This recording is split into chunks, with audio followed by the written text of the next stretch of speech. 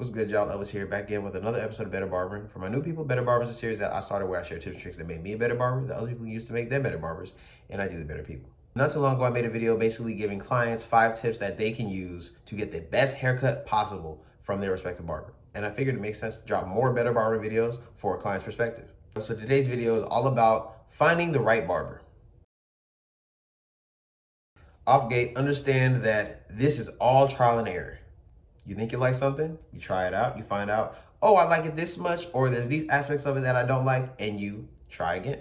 So I'd say don't go in with any kind of expectations for real. I feel like before social media, it was a lot harder to find a barber. Now we have the convenience to browse through and contact hundreds of thousands of barbers.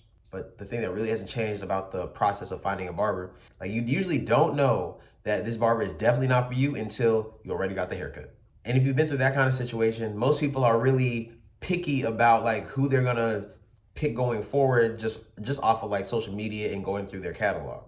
But the issue with that is social media is not reality. Barbers will only ever post their best work. Even if what they post is not the best work they ever put up, it's better than the hundreds of pictures that they took that never got posted. So even if your barber is pretty transparent about their ability and realistic about what they're presenting to you versus what they're giving you in their actual service, like it's still not an accurate representation of reality. Because as a barber, my goal to advertise my work is to have very specific lighting to accentuate the best qualities of my work. My clients think my cuts look the same on and off camera. For the most part, they are. But there's a bunch of nuances that you can't identify through a picture or a video of somebody's work.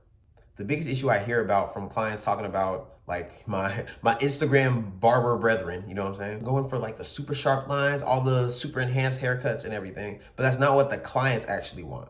Some clients can appreciate the artistic ability in an enhanced cut and whatnot, but most clients just want a cut that's gonna fit them the best, not a cut that's gonna get 1,000 likes on Instagram.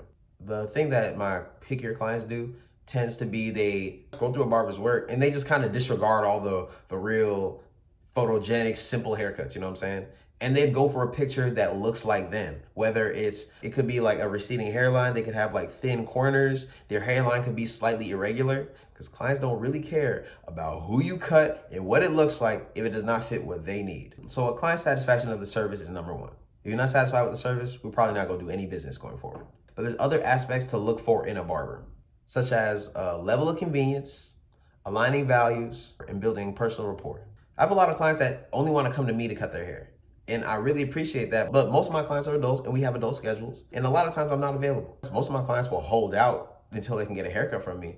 But the good portion of clients look at barbers like haircut plugs. This is going to the person with the highest quality and the highest level of convenience for them. It's kind of an unpopular opinion, especially coming from a barber, but I think everybody should have side barbers. Well, I mean, personally, I think everybody does have side barbers, whether they want to admit to it or not. You never want to be in a position where you only have one option and that option is not available. I don't like how in the industry there's this negative connotation with having side barbers. This is literally a service. Like, bro, barbering is a game of relationships.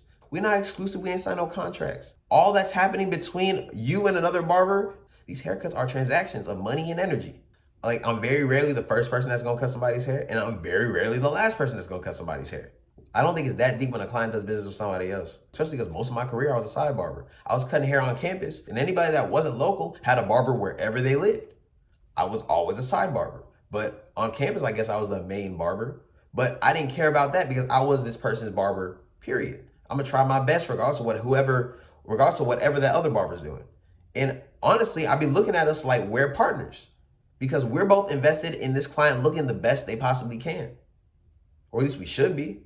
And whenever my clients are out of town and they're in a position where they need a haircut, I'm gonna send them a recommendation if I got one. Because the relationship is not about me specifically cutting their hair. Generally, when it comes to their appearance, I have their best interest, but also we built rapport. Most of the people that sit in my chair are either my friends or they're people that would be my friends if I spend more time with them. And that's what I meant when I was talking about aligning values. We care about the same things, we care about each other. Like, this video is not about just finding a barber, because it's easy to find a barber. But I think the right barber for you is somebody who you've built a relationship outside of just the transaction. If they don't fit that description, I don't really consider them the right barber. They're just the barber that's cutting your hair right now.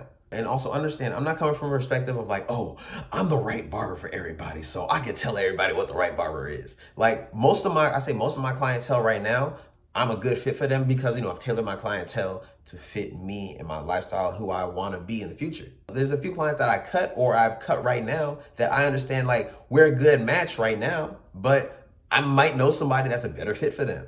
And it just makes sense for them to be doing business with me right now. But damn near every barber in my city, without an ego, understands we all cut the same people. Somebody might come to me for 5 straight years, but like they'll get a quick cut to hold them down from so-and-so. That doesn't take away from either of our business. We're both playing the positions the client needs. And as long as this client is paying our price and respecting our time, there's no problem. Okay, this was a real opinionated video. My opinion of what an ideal business relationship between a client and a barber is kind of arbitrary, you know what I'm saying? I just know what works for me in my life as well as my clients. As long as the relationships in your life are filling the needs that you require, they're good. But understand, they can always be better. And your barber can always be better too. All right, appreciate y'all watching. If y'all got any game, got any value, I'd appreciate a like and subscribe. If you haven't already, follow me on Instagram as well as TikTok. Go ahead and follow me at Better Barbering as well as at Cuts by Elvis. But thanks again. Till next time, craft over clout. I'm out.